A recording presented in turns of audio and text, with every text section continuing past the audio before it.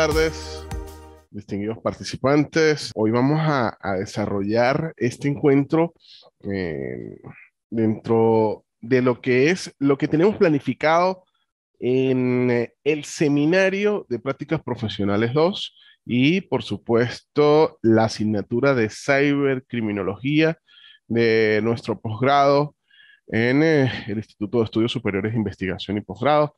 Agradecidos por su asistencia, por la participación. Hoy vamos a tratar de tener una participación activa. ¿En qué sentido? Vamos a desarrollar un tema que, si bien está muy en boga, necesitamos definir y conceptualizar para que desde el punto de vista académico, desde el punto de vista profesional, tengamos las bases suficientes como para distinguir las diferentes formas de denominar los delitos electrónicos, entender la necesidad, por lo menos desde el punto de vista doctrinario, de tener ciertas características. Incluso vamos a ver teorías que hablan de la existencia o no de delitos informáticos. Y finalmente, el cierre de la actividad del día de hoy o de lo que es este módulo, lo vamos a hacer a través del grupo de WhatsApp, con algunos ejemplos, yo diría, mucho más prácticos de situaciones que tal vez nos han llegado a nosotros directamente al correo electrónico o a nuestro WhatsApp o a cualquiera de nuestras redes sociales y que forman parte de lo que podemos llamar nosotros como esas situaciones delictuales, conflictivas, criminales, señalables desde el punto de vista jurídico y que hoy veremos si los podemos denominar netamente como delitos electrónicos o no. Bienvenida Delia, Jorge, Abigail, Jorge López, Jorge León. También tenemos por allí la conexión de Azodora, son los que se están conectando hasta el momento. Y como les decía en un principio, pues bueno, no acostumbro a hacer una clase si estoy indispuesto, pero no quería que se atrasaran los procesos. Muy bien. Hoy, como les dije en esta corta introducción, vamos a hacer una aproximación a lo que conocemos nosotros como delitos informáticos. Es muy importante, vamos a ponernos por aquí para no estorbar, es muy importante saber que cuando nosotros hablamos de delitos informáticos, estamos hablando necesariamente de tecnologías de la información y las comunicaciones. En alguna oportunidad ya tocamos ese tema, ¿no? De lo que eran las tecnologías de la información y las comunicaciones y lo amplio que viene a ser el término de tecnologías de la información y las comunicaciones, ya que abarca situaciones como el hardware, el software, utiliza o se vale de conceptos como la cibernética, como la electrónica, la informática, la telemática y en cantidad de situaciones que no es otra cosa sino las tecnologías actuales adaptadas a el tratamiento de datos, al tratamiento de información y que permiten ese intercambio que no es otra cosa sino las comunicaciones. Vamos a revisar hoy, dentro de lo que vamos a ver en el programa, vamos a ver una aproximación, ya no sé ni dónde poner el cuadrito con la imagen, aproximación a los delitos informáticos. Sí, vamos a tener un pequeño alcance de qué es eso. Vamos a ver los principios básicos del derecho penal, porque estamos hablando de delitos informáticos. Vamos a ver esa teoría del delito. Y desde ya les pido permiso cada vez que pues de forma natural tengo que toser. Conceptualización de los delitos informáticos. ¿Ok? Ese va a ser nuestra hoja de ruta el día de hoy. Inicialmente quiero preguntarles, para ustedes, ¿qué es un delito? Y encienden el micrófono, encendemos la cámara y decimos lo primero que se nos viene a la mente, ¿ok? No hay respuestas incorrectas, pero necesitamos de la participación de todos. Bueno, todo delito es todo aquello que está previsto como tal, ¿no? Como delito, toda conducta antijurídica. Ok. Que Fíjate, está prevista como delito. Perfecto. Ahora, ajá. No, dale. Completa la idea. ¿Qué es delito? ¿Todo qué? López, adelante, completa la idea. Y te digo el apellido porque hay dos Jorges hoy conectados. Ajá. Entonces, decía que delito es todo lo que está previsto como antijurídico, como lo que va contrario a las buenas costumbres, ¿no? Fíjate, eso es lo que es el delito. Muy bien, Jorge López, compañero. Fíjate, López nos da nos asoma algo importante al momento de definir delito, y dice que es lo que está previsto. Sí, es una de las primeras situaciones que incluso nosotros en el abogado, dentro del ejercicio, verificamos que esa situación, esa acción, la comisión de ese hecho, pues esté prevista dentro de la norma. Sé que el amigo Jorge León también quería por allí participar. Ahora sí. Ajá, ahora sí. Doctor, ¿me escuchas? Sí, ahora sí te escuchamos todos. Buenas Sí, tardes. bueno, todo acto, como usted lo acaba de decir, todo acto que vaya en contra de la ley, claro, debe estar típicamente escrito, por decirlo así, ¿no? Ok. Escrito en la ley y todo acto contrario a eso, pues. Fíjense, nosotros vemos cualquier acción, cualquier situación, incluso podemos llegar a señalarla o a identificarla si es delito o no, pero cuando pasamos a definirlo y a ver su estructura desde el punto de vista doctrinario, desde el punto de vista teórico, desde el punto de vista conceptual, empezamos a echar mano de esas situaciones que conocemos y reconocemos en la práctica, pero no las fijamos. Entonces, por eso hoy vamos a revisar algo que muchos de ustedes ya revisaron en Derecho Penal 1 o en Derecho Penal General, que es ese delito. ¿Por qué? Porque nosotros vamos a hablar de delitos informáticos. ¿Ok? Dos palabras, delitos informáticos. Pero que sean informáticos no dejan de ser delitos. Por tanto, entonces, tenemos que conocer, perdón, tenemos que conocer qué es un delito. Entonces, ya los dos Jorges dieron alguna aproximación de lo que era un delito. Y entonces, el primer elemento, ¿sí? Donde coincide donde la doctrina es pacífica, vamos a ver que es una acción o una actividad. Incluso en algunos casos podemos decir que es una omisión, es el no hacer. Entonces, el primer elemento para considerar que cualquier situación es delito, incluso un delito informático, es que exista una acción o actividad. Solo existen penas sobre acciones humanas o actos que al no ser humanos son responsabilidad de este. Hay actos que no son humanos, pero están bajo mi responsabilidad. Perfecto. Por ejemplo, si yo tengo un perro de cualquier raza, porque cuando daban este ejemplo hablando de una raza específica, y a mí me molestaba porque muchas veces no es la raza, sino es la crianza, y yo dejo a ese perro conociendo que es agresivo, conociendo que es violento, y dejo que se acerque un niño o lo suelto libremente y ese perro causa un daño, pues yo puedo considerar que esa acción ha causado un daño. Después revisaremos si es delito o no, pero esa acción es no humana y fue cometida por una cosa, un animal que está bajo mi responsabilidad. Entonces, la acción dentro del derecho penal es toda la actividad que yo hago o que dejo de hacer, ¿sí? Y que realice el ser humano por cualquier medio con plena intencionalidad, les estoy leyendo lo que dice la lámina, cuando el mismo es penado o castigado por una norma legal expresa. Pero el primer elemento es una acción o actividad. Tiene que existir algo. Fíjense, cuando se revisaba en pregrado esta situación, salían los profesores con esos, los que llamamos latinazos, ¿sí? Y decía, de internis non judicat net ecclesia. Y es que lo interno no lo juzga ni la iglesia. Mientras se encuentre en el interior de la persona, del sujeto, mientras no lo lleve a cabo, mientras no lo exteriorice y se convierta en una acción, en una actividad o en una omisión, en un dejar de hacer, pues allí no existe delito. Así que por más que el compañero Abigail, que está allí presente, se imagine un montón de situaciones en su mente que pueden llegar a ser criticables desde el punto de vista jurídico, pueden ser sancionables, si él no lleva a cabo esa acción, eso se quedó en la cabeza, ¿ok? Mientras uno diga, uy, me dan ganas como de matar a ese tipo, de agarrarlo, mientras eso se quede en la mente y yo no lo exprese tan siquiera, ni lo materialice, no podemos hablar de delito. Entonces, el primer elemento, acción o actividad. Y esa acción puede ser un hacer o no hacer, un hacer o un dejar de hacer. Jorge, adelante. Sí, bueno, tomando en cuenta lo que acabas de decir, es tal cual. Mientras el iter criminis, esa carrera a cometer el delito, no haya tomado la acción verdadera del perpetrador, pues no se podrá castigar. Perfecto.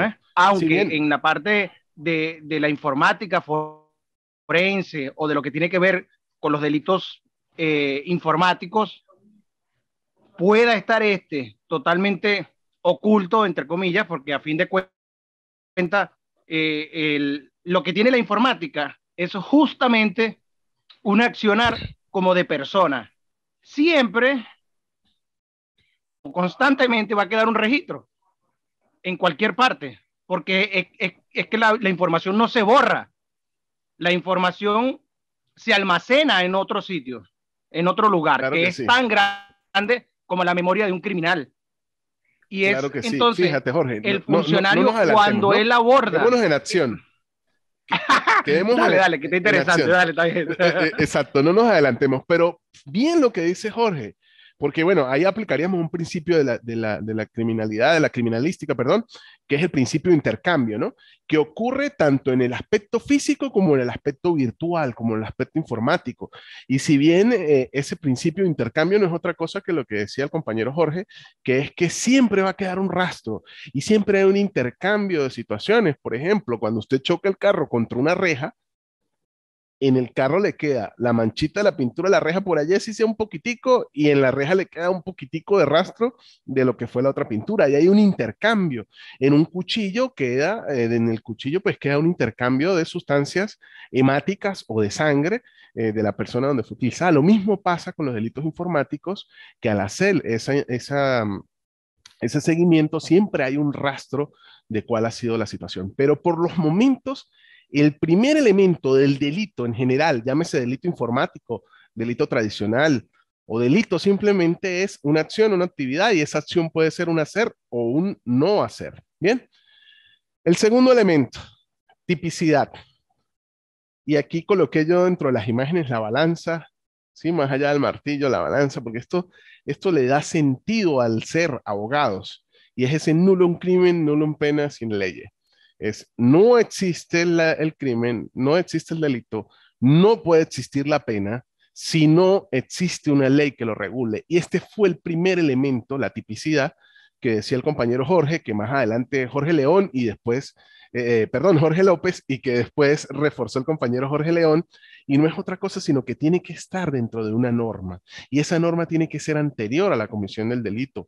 Yo no puedo colocar una norma y que entre en vigencia el día de hoy con efectos retroactivos donde se generen penas, donde se generen situaciones que vayan a convertirse en delito, sino comienza a correr a partir de su publicación, a partir de su divulgación. Esta tipicidad no es otra cosa sino ese encuadre que vimos en alguna clase los compañeros de prácticas. ¿Se acuerdan que les decía que uno tenía esos jugueticos en casa y que era meter un cubito y el cubo no entraba por el hueco del cuadrado, ni del rectángulo, ni de la estrella, sino tenía que entrar por donde iba el cubo? Es enmarcar, es que la situación jurídica o la situación de hecho, en este caso en penal, debe enmarcarse y debe encajar de manera perfecta con los supuestos que se ha generado el legislador. Entonces, esa tipicidad, fíjese, la lámina dice, significa que una conducta debe encuadrarse en un tipo penal para luego ser considerada antijurídica. Y ese ya es otro elemento, pero vamos en el segundo. Tipicidad, enmarcar la conducta, la situación de hecho, lo que pasó, lo que hice o dejé de hacer, recordando lo anterior, acción o omisión dentro de los límites, modelos, estándares, patrones que el legislador tipificó como delito. El legislador dice, mire, todo cuadrito rosado que tenga una raya atravesada desde una esquina hasta la otra es delito. Y si yo llego con el mismo cuadrito rosado, pero la raya no atraviesa desde una esquina hasta la otra, sino en la mitad se tuerce, esa situación no puede ser considerada delito porque difiere de lo que enmarcó el legislador. Primer elemento, acción, ¿sí? O actividad, y esa acción puede ser un hacer o no hacer. Segundo elemento, tipicidad. Entonces, por eso cuando uno construye un concepto de delito, dice es un acto típicamente, y después el típicamente coloca esta expresión, antijurídico, y es el tercer elemento, y es la antijuricidad. acción, omisión, típicamente antijurídico. Esos son los tres elementos básicos que van a conseguir en cualquier doctrinario al momento de hablar de lo que es la teoría del delito. Fíjense, esa antijuricidad dice que no solo se necesita que el hecho se dé, que haya una acción, no solo se necesita que esté dentro de la norma tipificado como delito y que esa situación enmarque perfectamente para que se configure un delito. Además, para ser antijurídica, es decir, no deben existir normas o circunstancias debidamente previstas por la legislación que excluyan la sanción de dicha acción. ¿Sí? Antijuricidad. Debe esa acción, esa omisión, enmarcarse de manera típicamente perfecta dentro de la norma y aparte tiene que ser antijurídico. ¿Vas a decir algo, León? No, no se escucha. Ahora sí, ahí sí. ¿Me escuchan? Sí, bueno, aparte del acto, la tipicidad, la historicidad, para haber delito debe haber culpabilidad también. Me imagino que es el otro elemento que viene. Ese es el otro elemento, ¿ok? Pero entonces, tres elementos. Iniciamos acción, omisión, ¿sí? Actividad, una acción, tipicidad y antijuricidad. La antijuricidad es que no existan excepciones de ley y que esa acción, aparte de entrar dentro de la tipicidad, no existan normas o circunstancias que prevean esa ley y que excluyan la sanción de esa acción. Cuarto elemento, imputabilidad. Todavía no llegamos a culpabilidad. Imputabilidad. Y no es otra cosa sino que esa acción que está prevista en la legislación, que es un hecho antijurídico, tenga que ser imputable a la persona que lo está cometiendo. Y esa imputabilidad no es otra cosa sino la relación del sujeto que comete la acción con la posibilidad de que sea responsable penalmente, que pueda responder por esa acción. ¿Sí? Todos ustedes en derecho penal vieron cómo un menor de 8 años de edad, un menor de 7 años, un niño o niña de 7 años en Venezuela, pues no es imputable penalmente. Por lo tanto, ese delito no es considerado delito, sino es otra situación, ¿sí? Entonces, no podemos hablar de delito si hay inimputabilidad. Entonces, el delito debe ser imputable. Y para que sea imputable, yo debo tener la capacidad de ser responsable desde el punto de vista penal. Si bien la persona cometió la acción antijurídica y tipificada por la ley, no es sancionable por el derecho penal. Y aquí conseguimos las responsabilidades penales que podemos tener en ciertos delitos en los jóvenes venezolanos a partir de los 14 años. De ahí hacia atrás, olvídense de hablar de delitos, por ejemplo. Vamos a cerrar aquí el micrófono de Marta, que viene llegando. Bienvenida, Marta. Ok. No podemos hablar de responsabilidad penal de enajenados mentales. No podemos hablar de responsabilidad penal de determinadas situaciones que ya ustedes conocen que de una u otra manera afectan el raciocinio de la persona que está cometiendo esa acción. Por eso, cuando nosotros hablamos de delito, hablamos de una acción típicamente antijurídica, imputable a una persona, y vamos a ver el otro elemento, culpabilidad, que decía el amigo León, ¿sí? Y esa culpabilidad viene relacionada y es el elemento más difícil de distinguir cuando nosotros hablamos desde el punto de vista del derecho penal, de la responsabilidad penal. eh, Se dedican páginas y páginas a hablar de lo que es la culpabilidad, porque la culpabilidad viene dada desde la intención que tiene el sujeto para poder, o para realizar esa situación. Más allá de eso, recuerden que esa culpabilidad hay que tomar en cuenta elementos como el sujeto activo, el fuero interno del sujeto, la intención que se tenga. No pueden relacionar el término culpabilidad con culpa. Aquí culpabilidad la relacionamos con dolo. La culpabilidad normativa, fíjense lo que tenemos aquí. La culpabilidad normativa es un hecho psicológico valuado con arreglo a una norma mediante un juicio tendiente a decidir si ese comportamiento significa un apartamiento del objetivo del derecho. O sea, si lo que yo estoy haciendo se aparta de la protección jurídica que tiene el derecho. Entender que dolo y culpa, el dolo tiene relación directo con la intención que se tiene y la culpa pues no lo es así. Entonces, otro elemento más, y vamos a darle un repaso aquí para aprovechar que Marta está llegando. Acción, tipicidad, antijuricidad, imputabilidad, culpabilidad. Hasta ese punto, los autores no tienen mucho problema. La doctrina es pacífica.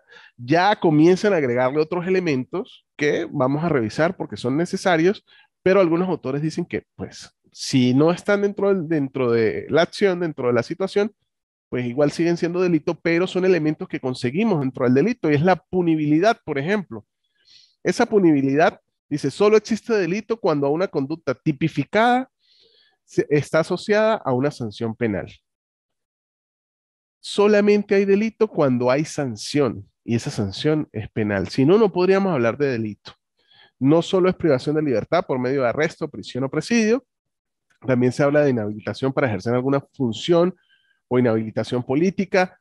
Los amigos de prácticas profesionales vimos esto en el encuentro inmediatamente anterior al desarrollar lo que es la responsabilidad administrativa funcionarial y la determinación de responsabilidades administrativas. Bueno, ese es la posibilidad de la punibilidad, ¿ok? Interdicción civil, destitución del empleo, multa, sanción pecuniaria, caución, pérdida de las herramientas usadas para la comisión del delito, etcétera. Todas esas penas accesorias a la pena principal. Entonces, el otro elemento, punibilidad. Bien, revisamos ya los elementos del delito.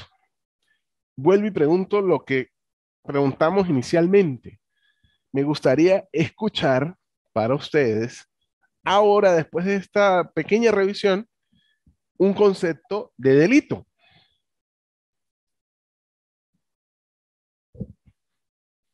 Y ahora tienen que hablar los que no hablan. Ya los Jorges hablaron. Ok, vamos a darle oportunidad a las damas porque después dicen que no las dejamos participar. Adelante, Yasodora. Bueno, profesor, que el delito debe estar complementado con todos los elementos que tiene que tener una acción, que tiene que tener una tipicidad, antijurídico, tiene que tener la imputabilidad, la culpabilidad para poder, para poder llegar a para poder ser un delito. Perfecto. Fíjense este ejercicio y voy a hacerlo con las láminas.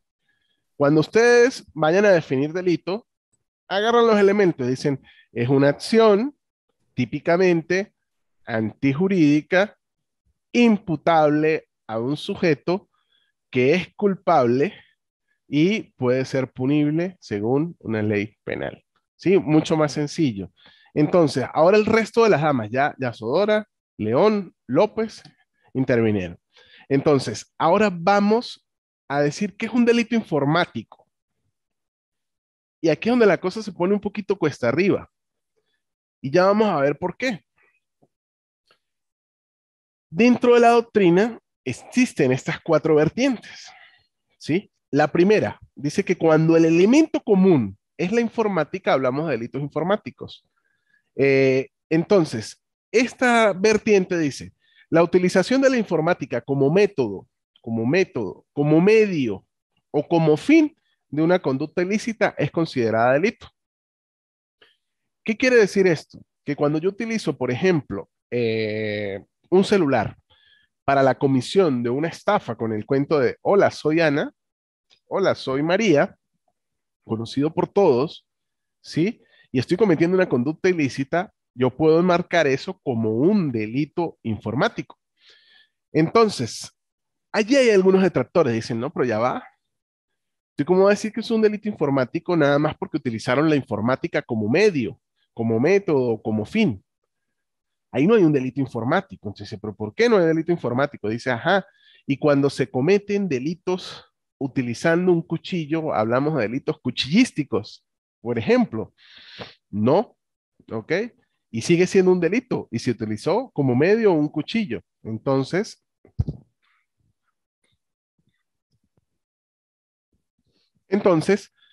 no podemos utilizar esa definición. Dicen los críticos a esta teoría. Bien, otra teoría dice, la información o los datos, si hay información o datos procesados dentro de esa situación ilícita y esos datos fueron procesados electrónicamente como bien protegible, hay un delito informático. Para estas vertientes solo son delitos informáticos cuando se están afectando el intercambio de datos. Por ejemplo, cuando una persona hace phishing dentro de los correos electrónicos para obtener información y poder obtener rédito desde el punto de vista económico con las cuentas. El más reciente, yo siempre guardo cada vez que llega alguna cadena, algún video, y los vamos a compartir a través del grupo. El más reciente es un funcionario advirtiendo de que por favor, si les llegan a pedir un código de WhatsApp y le dicen que tiene que enviar el código, no lo envíen. Y efectivamente no lo tienen que enviar, porque cuando usted suministra ese código, tienen acceso a su WhatsApp y de ahí en adelante pues comienza el delito. Pero yéndonos a las teorías, la primera dice, utilización de la informática como método, medio o fin, les hablaba de los delitos cuchillísticos. Imagínense este ejemplo. Imagínense si yo agarro el monitor del computador y voy y se lo reviento en la cabeza a Marta, y le doy a Marta con el monitor en la cabeza. Y entonces sería un delito informático porque estoy utilizando como medio o como método un recurso informático. Dicen que no. El segundo, cuando es información o datos. Cuando mis compañeros, pues yo estoy seguro que los caballeros que están hoy en la clase, que son los dos Jorges y Abigail, no lo voy a dejar por fuera, imagínense. Yo sé que los caballeros son incapaces de revisarle el teléfono a sus esposas, a sus compañeras, eso yo estoy seguro. Entonces las compañeras que están aquí, cuando se meten a revisar los datos que de manera, en esos grupos de oración que uno está, en todos esos grupos que uno tiene en el WhatsApp, por ejemplo, y que ellas no creen que uno está allí es solamente como una cuestión espiritual, cuando cualquiera de las compañeras ingresa a revisar la información, que no es otra cosa que datos que son procesados desde el punto de vista electrónico y que son protegidos, ahí sí consideraríamos que existe un delito informático. Pero esto también tiene críticas. Y sale otra teoría, y la teoría dice, no, es que aquí no existen delitos informáticos.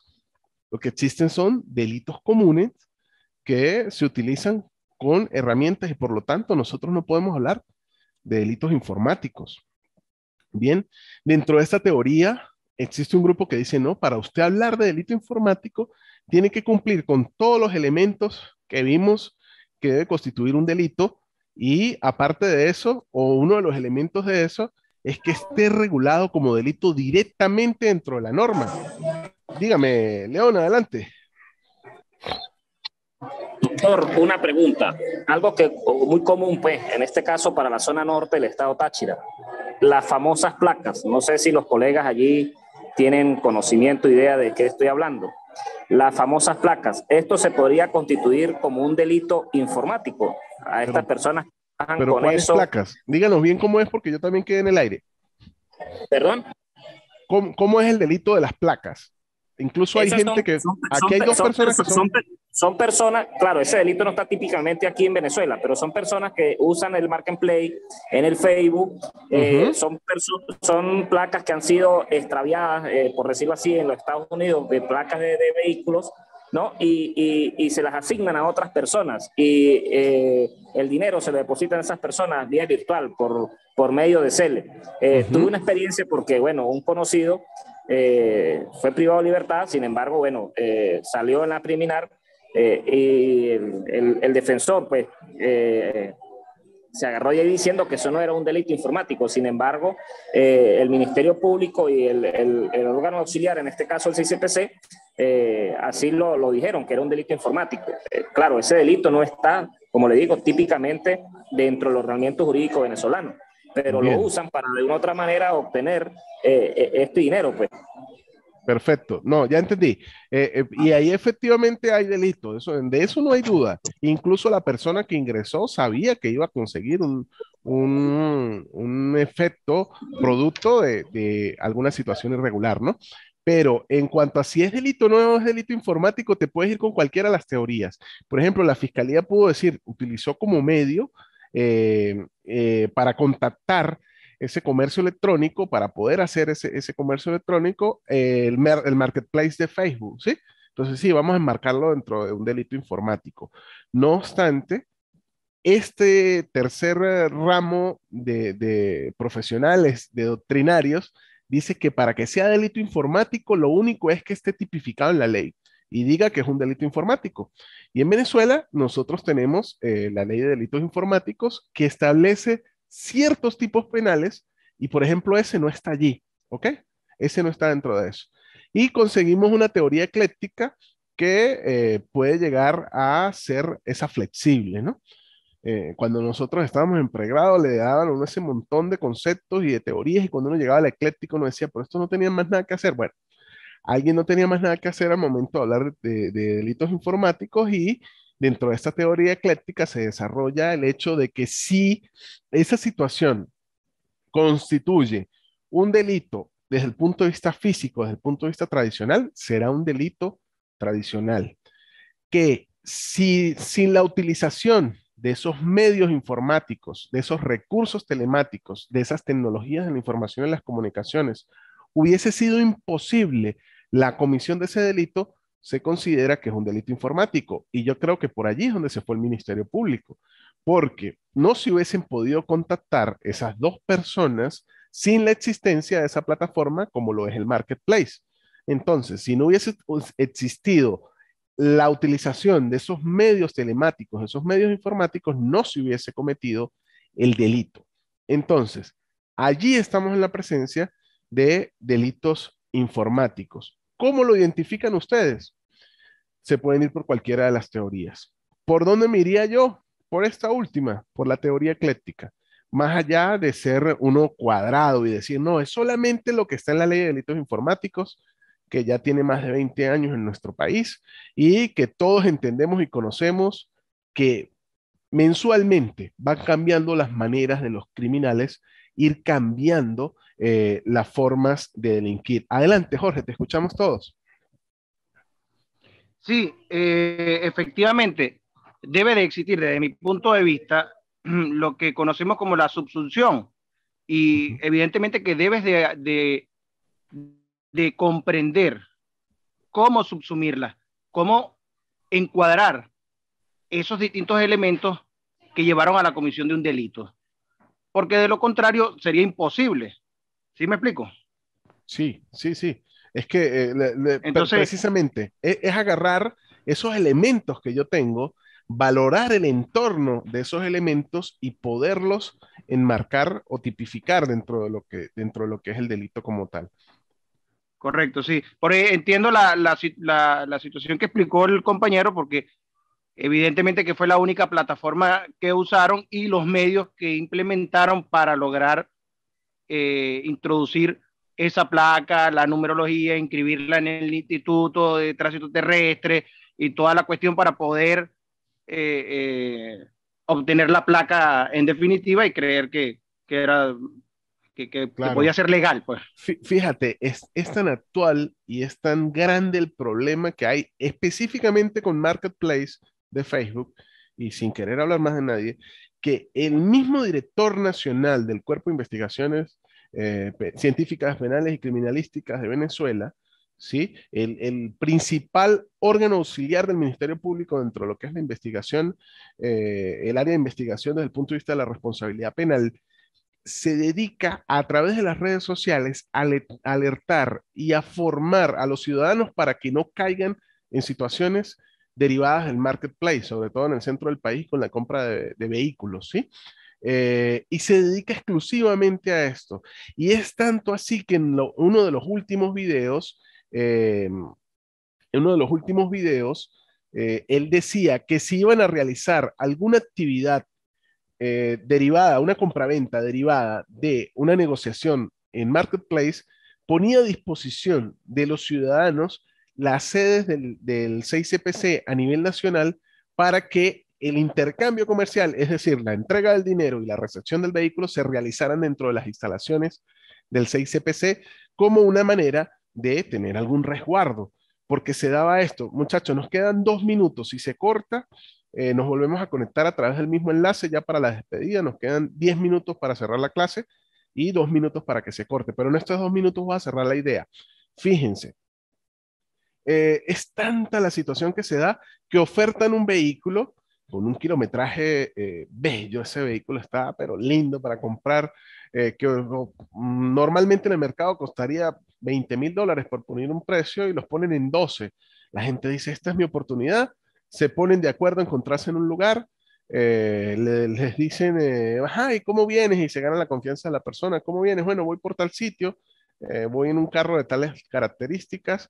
Al momento de llegar al sitio, pues son interceptados por personas que ya se han puesto de acuerdo y ya los están esperando, incluso exigen se les entregue la cantidad que van a llevar y después de eso, pues les quitan la vida, ¿ok? Entonces ya se convirtió en un modo operandi a través de esa situación de marketplace, sin que se pretenda atacar lo que son las tecnologías de la información y las comunicaciones.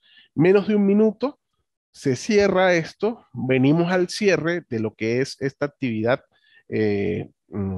presencial o sincrónica y en esos últimos 10 minutos les voy a decir cómo vamos a continuar la actividad relacionada con el módulo de delitos informáticos. Como mensaje de cierre, es importante entender que no se debe satanizar el hecho de la utilización de las tecnologías de información y las comunicaciones para la comisión de delitos.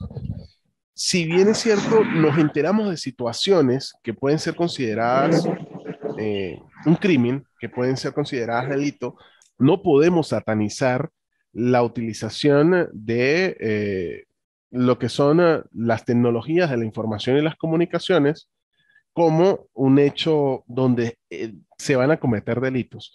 Nosotros conseguimos delitos tanto en el mundo físico como en el mundo virtual.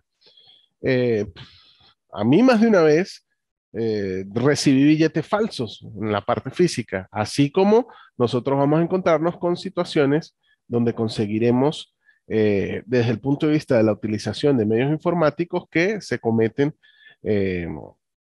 delitos. Por lo tanto, fíjese, la desconfianza es la madre de la seguridad. Para poder obtener seguridad, nosotros debemos ser desconfiados. No obstante, insisto, el mensaje de hoy no es tenerle miedo a la utilización, por ejemplo, de los medios electrónicos de pago, de los medios informáticos, es tener la certeza de, a través de lo que vamos conociendo, de los datos que vamos entregando, de los accesos que damos nosotros dentro de la utilización de nuestras redes sociales, pues evitar que esas situaciones se den. Bien, muchísimas gracias por conectarse. Vamos a continuar a través del grupo de manera síncrona, no es que van a tener que estar ahí pegados. Yo les voy a enviar algunos ejemplos, como ya lo hice en alguna oportunidad con un video, de algunos de los delitos para que ustedes vayan identificando, vayan teniendo información sobre lo que son estos delitos informáticos. Y cualquier comentario, cualquier aporte lo vamos a hacer a través de esa vía. Así que muchísimas gracias. Por favor, cuídense mucho. La salud, lo digo yo ahorita precisamente, es un valor que debemos conservar. Gracias por estar allí y éxitos, muchachos.